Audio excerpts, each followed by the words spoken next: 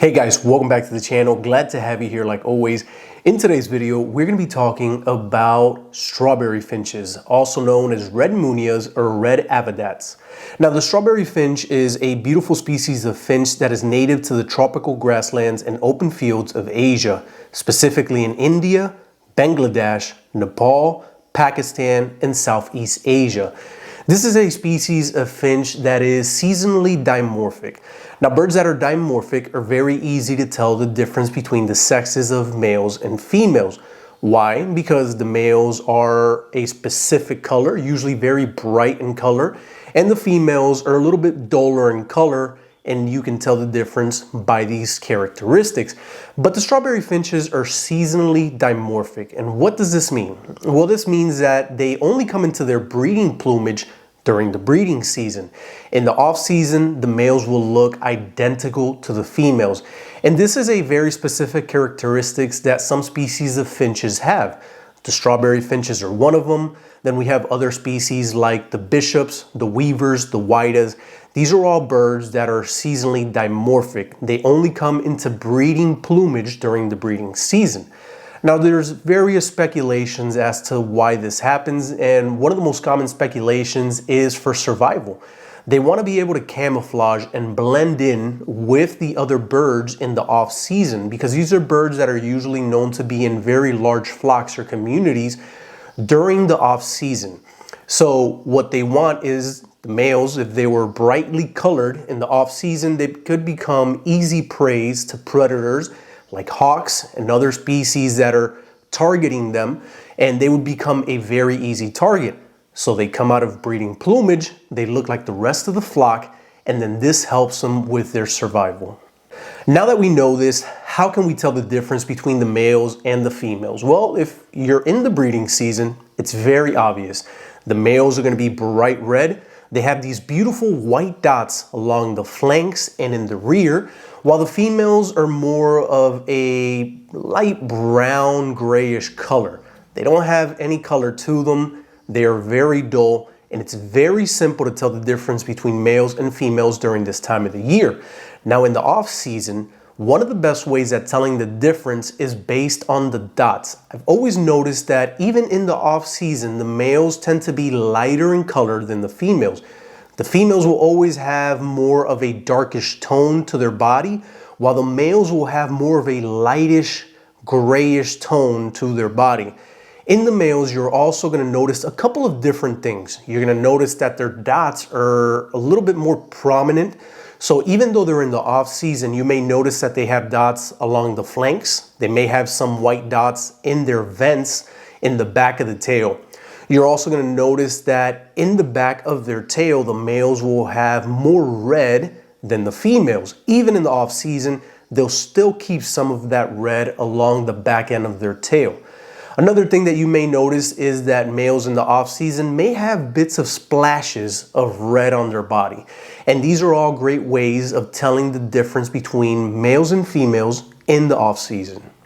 Now, when it comes to their diet and nutrition, these birds are, I would say they're easy to satisfy, but they do have a few requirements. The strawberry finches love insects. So during the breeding season, it's very important to give them some form of live food, or if you can't offer them live food, at least offer them freeze-dried insects. Now, when it comes to their diet for the finch seeds, you can pretty much give them any type of seed mix, but obviously, the better your seed mix, the better your success at breeding them. These birds, they don't like white seeds too much, and the majority of the commercial seeds that we have here in the US are filled with white millet. And I've said this over and over again in many of my other videos, and I feel like I'm beating a dead horse. I'd hate to have to repeat it again, but there's always new people watching the channel, so it's very important to reiterate these things. Commercial style seed mixes are often made very cheaply. Why? Because the cheaper that these companies can make them, the more success that they're going to have at selling them in bulk to us, the consumers. But it's very important that you either make your own seed mix or buy a seed mix that is higher in protein with better quality seeds for your birds. And you're going to notice that the difference this will make in them is It's amazing. You'll notice the difference. Now, obviously, it takes a bit of time. You're gonna have to switch these birds over from the diet that they're at, from either their poor quality seed mix to something that's a little bit better. Here at Paradise Aviary, I offer two different types of seed mixes. I have the maintenance mix, which is your traditional simple seed mix. It has white millet, red millet, canary, and so on. And this is what I give my birds during the off season when they're not breeding. It helps them go through their molt. It's low in protein. They get the nutrients that they need, but it's nothing special. Then during the breeding season, I give them the breeding season mix. And this is filled with a variety of darker seeds that are higher in protein and help these birds come into the proper breeding condition. Now, alongside with obviously improving the seed mixes, there's a variety of other things that you can offer these birds, like sprouted seeds. I've made a video in the past, I'll go ahead and link it somewhere up here, showing how it is that I sprout the seeds for these birds and a variety of other species that I have here.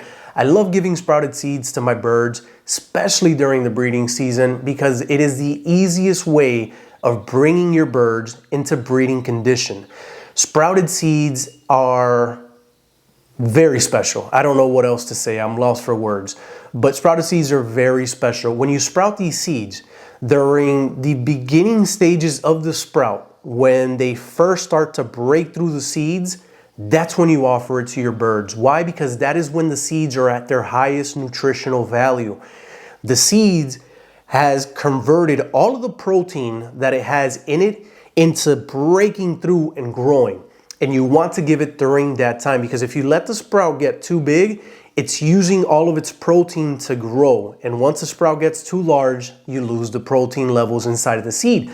But if you feed it as soon as it breaks through, that is when it is at its highest protein levels. And that is what's gonna help your birds come into the proper breeding condition. That is what's gonna help them get stimulated to feed their chicks. And that's what's gonna help your chicks grow happy, healthy, and strong. Now, sprouted seeds are great. Obviously, the reason why I offer sprouted seeds is because, to be honest, it's kind of the closest thing that I can get to replicate what happens in the wild. These birds are going to come into breeding condition during the monsoon season, time of the year when there's a lot of rain. Usually during this period is when the males are starting to get their color. And usually during this time of the year is when food is abundant. All of that extra water, all of that extra rain is helping all of these seeds in their environment grow. So they're getting a lot of fresh green seeds and seeds that are sprouting. So when I offer them sprouted seeds, it's recreating that specific time of the year for them, and it's helping them come into condition. Now, sprouted seeds aren't the only things that you can offer them. Obviously, there's a variety of other food sources, like for example, egg food. Egg food is a great source of protein for these birds. And luckily with the strawberry finches, you don't have to worry about them becoming obese or overweight. They're very active birds, unlike Goldians or parrot finches that can become gluttons when it comes time to egg food. And you have to kind of be careful how much you give them, because if you give too much, they get fat. If they get fat, then the fertility rate goes down. If fertility rate goes down, then you start to lose eggs during the breeding season because they're not fertile. So you have to be careful with some species how much egg food you offer. Strawberry finches, they're great. You can give them egg food pretty much every day, and it is very hard to get these birds to become obese because they're not gluttons. They eat the right amount and they're very active. They're always on the go. They're always moving. So egg food's a great source. Here at Paradise Aviary, I have two different types of egg food. I have the normal egg food, and I have the egg food with insects inside of it. For the strawberry finches in particular, I give them the insectivore egg food because they need the insects. So if you're not going to be feeding them live food, this is a great choice for them because it has black soldier fly pupae, it has mealworms, and it has bloodworms, all mixed in with the egg food. Now, if you can feed live food, that would be great. There are two different types of live foods that I offer my birds. Like I've mentioned in the past, termites are going to be number one, mealworms are going to be number two. Obviously, termites are a little bit harder to find. You have to go out into the woods, you have to find dead pieces of wood or logs, crack them open, and hopefully, fingers crossed, you hit the jackpot and you're able to find some termites.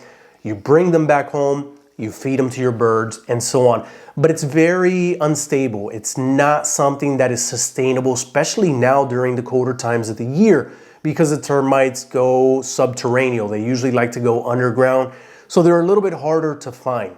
Versus the mealworms, they're a lot easier. It's a sustainable food source that you're able to breed at home and offer your birds year round. They're very easy to breed. They go from different stages, the pupae to the beetle again to the egg to the larvae, pupae, whatever they're called, until they turn into mealworms. Now I feed the rainbows or the minis. They are the smallest ones. I breed them here year round and I offer it to the species that require it, usually my African species or these Asiatic species like the red avodat, and they love it, especially during the breeding time of the year. This is one of the things that I would say stimulates them to not abandon and not toss their chicks. As long as they have a sustainable food source and they feel like they have enough food to sustain the chicks that are in the nest, you shouldn't have any issues with abandoning or tossing. Strawberry finches are great parents. They do very well at raising chicks.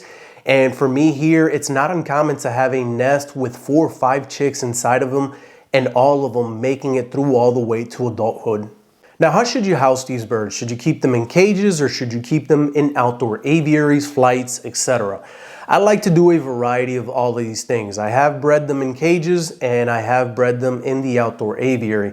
My best success with breeding these birds has obviously come from the outdoor aviary. These birds, like I've mentioned, they are very flighty. They like to be on the go. They like to move. They like to have space.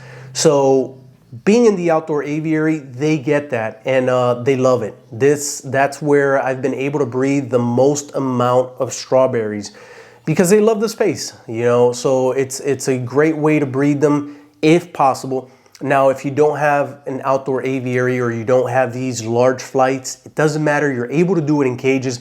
Just make sure that you pick cages that are big enough.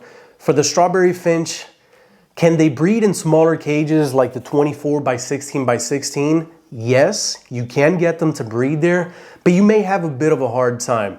The bigger the cage that you're able to offer them, the more success you're gonna have. I don't know the exact dimensions, but the cages that I've used for the strawberry finches are pretty big. They are almost like a square, like a mini flight. And I would say that they're about 40 inches by 30 inches by 30 inches. And these are great for them. They love them. I've also used the conjunction of 224 by 16 by 16s put together, so it makes a bit of a longer flight. I do this a lot for some of my African species, and the strawberry finches are one of the species that I do this for as well. And that extra space works great for them. And then one of the things that I like to do in these cages, in order to make them feel more comfortable, because strawberry finches don't like to be out in the open, they're very flighty birds. They like to feel like they're safe. So you want to add some form of shrubbery to the cages so that they feel a bit safer. They have spaces where they can hide and build their nest. And while on the topic of nest, they like to build their own nest. They usually are not cavity dwellers. They're not like the Gouldians, for example, or the parrot finches that will use a nest box. Can they use a nest box? Yes, they'll go inside of a nest box and build a nest as a last resort in order to breed when they have no other options. But the best result is when you let them build their own nest. And I do this by offering fake Christmas tree limbs inside of the cages. They go in there, and inside of this hollow area, they start to weave and build their own nest. Now for the nesting material, these guys like to use long pieces of dried grasses, coconut fiber, sisal fiber, jute fiber, a variety of different things. I mean, they're not very picky when it comes to nest building. One of the very important things that you need to make sure that you do during the time when the males are building the nest is offering a bit of white feathers. Man, the females love the white feathers. You're gonna notice that they'll grab any feather that they can get. It doesn't have to be white. Sometimes when I sweep the bird room, one of the things that I like to do is I like to collect the feathers that these birds are molting, and I bring it into the outdoor aviary and I throw it in there. I throw those feathers, and all of a sudden, you'll see a lot of these birds, especially the strawberry finch hens. they'll dive down, they'll grab the feather, and they'll bring it into the nest. And the reason is because once the nest is built, they want to line the interior portion of the nest with white feathers.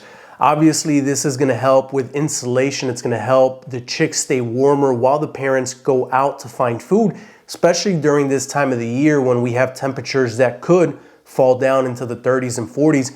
Even though I'm here in Florida, the last couple of weeks have been brutal, guys. We've had temperatures that have gone down to 28 degrees Fahrenheit. And they've come up to about 30, 32, and then during the day they come up into the 40s, then at night falls back down into the 30s. And I've been having a very hard time keeping the outdoor aviary warm. Even though I completely cover it up, even though I have heaters on the inside, man, we're not meant to have temperatures that low. So even though I have the heater, even though it's completely covered up, the outdoor temp might be in the 30s. And inside, I maybe if I'm lucky, I'm able to get it into the 50s. And it's still 50s is cold for these guys. So little things like this, by offering those feathers, if they have a very good nest and they line the interior with feathers, it's helping insulate those chicks. So when you have problems like this, when they're breeding during the time of the year when it may be colder, it helps them out. It keeps those chicks and the parents with better insulation. And you kind of avoid having issues with either parents abandoning the nest or chicks dying during the colder times of the year. Now, while on the topic of the breeding season, you may be asking yourself, when do these birds breed? What time of the year should my birds be breeding? Well, I run my season from September to April. I say this in all my videos, guys. And you know, it's funny because I get a lot of you guys that tell me, hey, do a video specifically on the Strawberry Finches, or do a video specifically on the Cubans, or on this or on that. Listen, guys, these videos, some things might change here and there, but if you listen to one video like this one, for example, you can kind of replicate the same exact things that I'm saying for the Strawberry Finch for a variety of other finches, because I pretty much do the same exact thing for all of my finches. So when I do these specific videos, yes, some things change based on the species, but the overall gist of the video will work for other species as well. So keep that in mind. For the strawberries, like I've mentioned, September to April is when I breed them. Now you may be thinking, you just said that these birds will come into breeding condition or their breeding plumage during the breeding season, but it's September and my males don't have any color. It's October and my males don't have any color. Yes, you're 100% correct. The males are not going to usually have their breeding plumage color till probably about April, I would say, and that's usually about the end of my breeding season. They usually get their breeding plumage during the warmer times of the year. So I've had males that'll get their breeding plumage sometime in February, and then from there moving forward, and then they start to lose their breeding plumage around August or so. And then usually that's when I start to breed them, because that's when I breed. That's the time of the year when I breed my birds here. Now, I have had some males that will extend their breeding plumage all the way up to December and then they lose it. But it doesn't matter. The birds will breed even if they don't have their breeding plumage. And that's a very important thing to keep in mind. Your males may not have a breeding plumage, but that doesn't mean that they won't breed. They will still breed. You'll also have some males that they may not have a full red breeding plumage until their second year. First year males might only be blotchy and spotty, and then by the second year is when they will develop their full breeding plumage. So keep that in mind. It doesn't matter whether they're fully colored or not. They will breed from September to April as long as you give them the things that they need. Obviously, making sure that you get their diet on point. Give them a seed mix that is high in protein. Good quality seed mix. Offer them insects, whether it's live food or freeze-dried insects. Offer them egg food, whether it's normal egg food or preferably the insectivore egg food that already includes these insects inside of them. And when you combine all of these things together, you start to bring these birds into breeding condition. Making sure that you have an adequate cage. The bigger the cage, the more success that you're going to have. Another thing that people often overlook is daylight hours. The amount of light that these birds get is very important. It's what's going to help bring them into breeding condition. So let's talk a little bit more about that. When it comes to lights, Obviously, the birds in the outdoor aviary, they have no light. They go based off of the normal sunrise and sundown. Usually during this time of the year, the sun comes up at around 7:30 in the morning, and then it goes down at around, I want to say 7:30 at night. So they're getting around 12 hours of daylight, which is perfect. That's all they need to come into breeding condition. Usually my birds, to get them into breeding condition in the bird room, what I do is I give them a minimum of 12 to 13 hours of light. This is what's going to come and slowly bring them into breeding condition. In the off season, they're getting about 10 hours. Then in the breeding season, I slowly start to increment the amount of hours that they're getting of light in there. Now, how do I do this? For example, if I start my breeding season in September, in August, I'll start to increment the amount of light hours by 15 minutes each week. So if they're sitting at 10 or 11 hours in August, the first week of August, I'll increase 15 minutes. Second week, I'll increase another 15 minutes. We're at 30. Third week, another 15. Fourth week, I bump it up another 15. During the course of that month, they've gone up 1 hour of daylight. Then in September, I do the same exact thing, to the point where I get them by the end of September, these birds are sitting at around 13 hours of daylight. And this is done slowly. You don't want to just get these birds that are not used to that amount of light hours and boom, all of a sudden you increment from 10 to 13.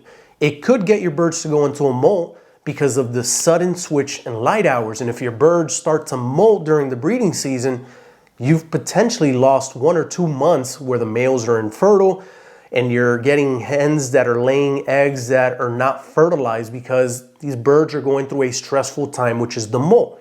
So you want to do it slowly. Make sure that you slowly increment the amount of light. I would say that it's very important to get these minor little details correctly. For example, another thing that I do in the bird room, I have a whole bunch of lights. I have ceiling lights and I have lights that are on the back of the cages. My lights turn on at 7 a.m. in the morning. Now, they don't just all of a sudden turn on and the birds are going crazy in there with all these bright lights that have all of a sudden turned on. That's not how it happens in the wild. In the wild, the sun starts to come up and slowly, little by little, the light gets brighter, brighter, and brighter. So I like to replicate the same exact thing inside of the bird room. The first lights that come on are the ceiling lights. And based on a timer, I get those to come on at 7 in the morning. 15 minutes later, the back lights start to come up, but they come in different sections. I have 4 different timers for 4 different sections of light. So my left side has 2 rows of different lights set on timers, 2 timers, and the right side has 2 rows of timers as well. So the ceiling lights come on 15 minutes later, one of the rows on the left side comes on, 15 minutes later, another row on the left side comes on. You get the point. Every 15 minutes, lights turn on. So it's a slow increment of light, so all of a sudden they don't just receive all of this light. And little things like that start to help these birds. Vice versa, when the lights go to shut off, the same exact thing is done.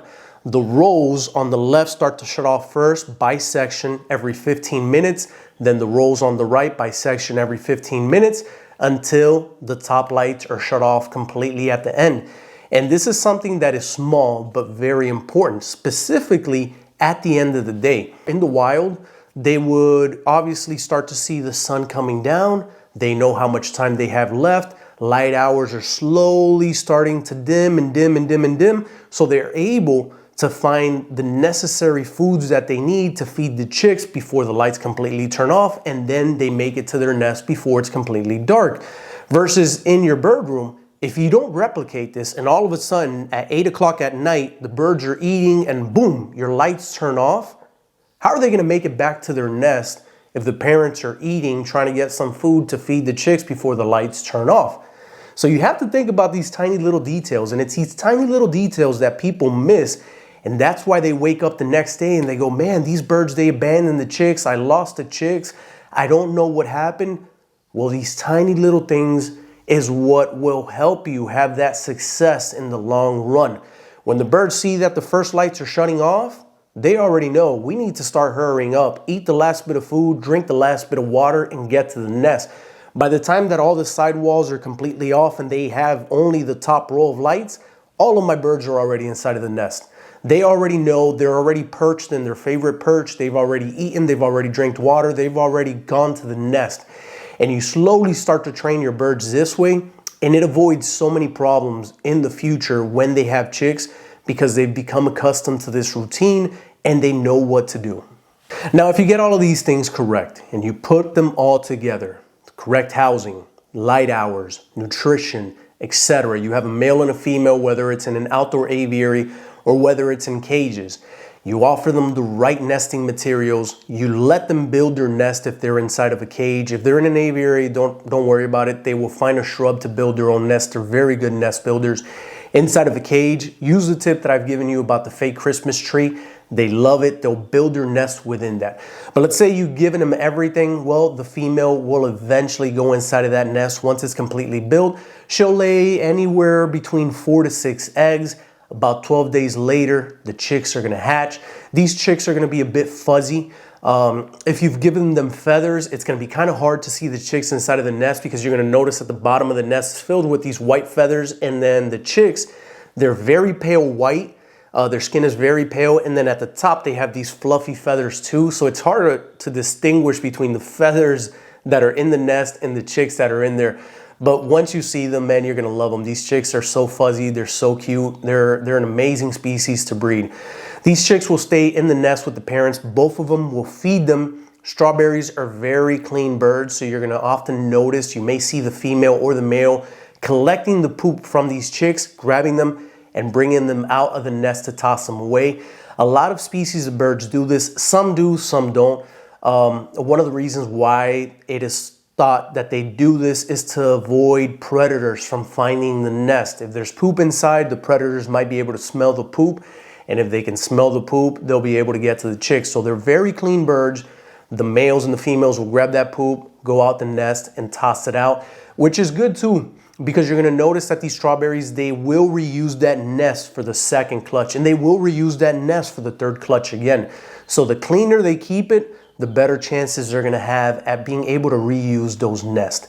Usually the chicks will fledge the nest at around 21 to 30 days. Some might come out a little bit half-baked if they fledge earlier, depending on the time of the year. Some of them come out perfectly feathered. The parents will then take care of those chicks for an additional 30 days or so before they are completely weaned and eating on their own. Now, one of the things that you may encounter, very rare with strawberry finches because they are great parents, but one of the things that you may encounter is a clutch that is abandoned or chicks that are tossed. I haven't had any chicks tossed from the strawberries, but I have had chicks that have been abandoned, and not for the reasons that you may think. They weren't abandoned because mom and dad decided that they no longer wanted to take care of these birds. They were abandoned because either one of the two, mom or dad, ended up dying. Now, if this does happen, it is very important to have society finches available in order to foster these chicks. One of the things that I do here during my breeding season is I always have society finches ready. Because you never know. You never know when you're going to need them. So I always have societies going through some form of the breeding season, whether they're about to lay or whether they're already incubating eggs or whether they have chicks underneath them. And I keep them during these stages because I don't know if I'm going to have chicks that I need to transfer to a pair that already has chicks, or whether I'm going to have eggs that I need to transfer to a pair that already has eggs. So it allows me to do this during the breeding season if I encounter any issues.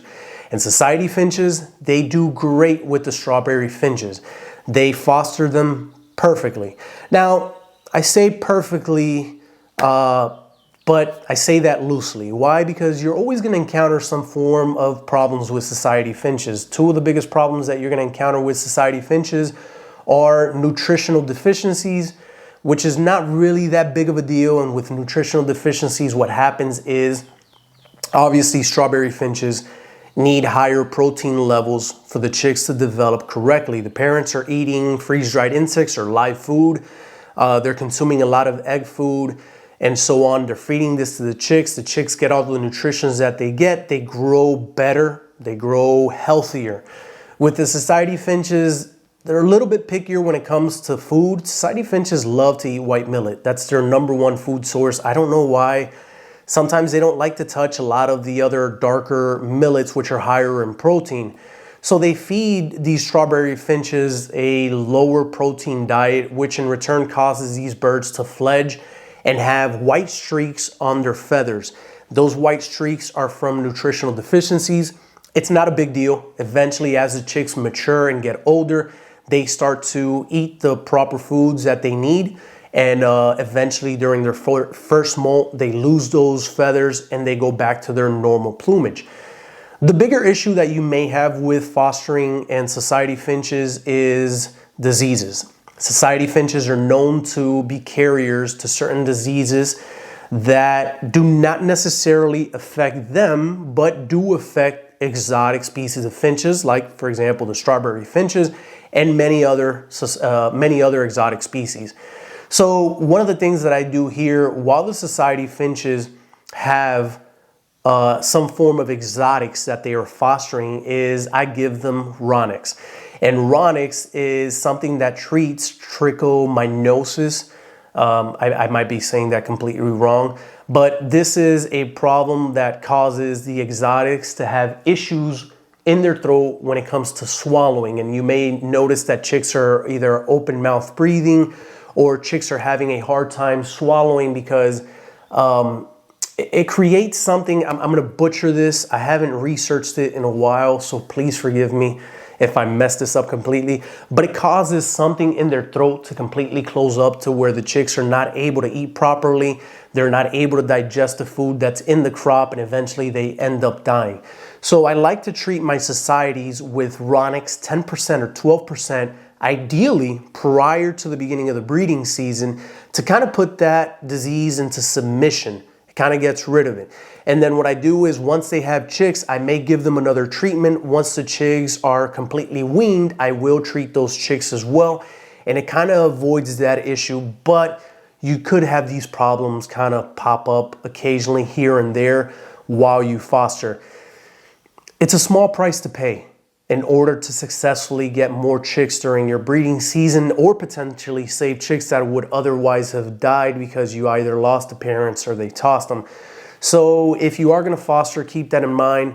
Try to have Ronix on hand so that you're able to treat your societies and you're able to treat these chicks after they are fledged and weaned, and you should be able to avoid these issues. But all right, guys, that's pretty much it when it comes to strawberry finches. I mean, we've gone over everything: where they're from, how to sex them, their diet, nutrition, how to breed them, what time of the year do they breed, what to do if the parents toss, problems that you may have while you're fostering. Man, I mean, I can't think of a more complete video for strawberry finches than this one. I hope it helped out. I'm sure this video is going to be very long. Hopefully you stuck all the way through to the end. If you did, man, I hope you have success with your pairs of strawberry finches. And like I mentioned before, try to replicate this not only for strawberry finches, replicate this for parrot finches, replicate this for red-billed fire finches, red-cheeked cordon blues. I mean, the gist of the video is for strawberry finches and certain problems that you may encounter with them, but the amount of light hours that you offer them, the cage sizes, all of these things could be replicated for other species, and trust me, you will have success. And that's something that we really need here, specifically in the US, if we want to make sure that we advance these species in aviculture and breed them to the point where others are able to enjoy them in the future. Because as many of you guys know, it's been harder and harder to get birds imported in due to bird flu and many other problems like COVID and so on. It's getting harder and harder to bring certain species into the US. What we have is what we have. If we can't breed them, then we won't be able to enjoy them in the future. I hope you guys have enjoyed the video. Hopefully it's helpful. Go to the comment section and let me know if you have strawberry finches, and hopefully these tips help you out. Until the next video, I guess I'll see you guys then. Have a good one. Take care. Goodbye.